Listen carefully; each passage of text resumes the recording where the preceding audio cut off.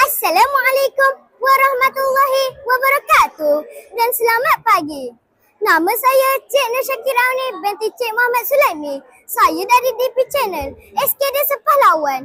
Kini berada di Pesta Buku Kelantan 2025. Mari sama-sama kita saksikan kemeriahan di Pesta Buku ini. Jom. Ilmu ditimba, pengalaman bertambah, pergaulan sehat, pribadi ceria. Bangsa Malaysia berhemat tinggi, ramah dan mesra, elok berkerti, yang tiada dibantu, yang lemah dilindungi, bertimbang rasa hormat menghormati. Assalamualaikum warahmatullahi wabarakatuh. Bersama saya ialah Puan Ayu dari SMO Bookstore. Puan, apakah harapan Puan dengan penganjuran Pesta Buku ini?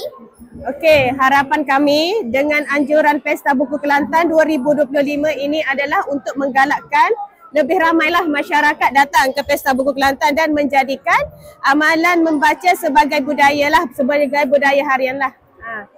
Terima kasih. Sama.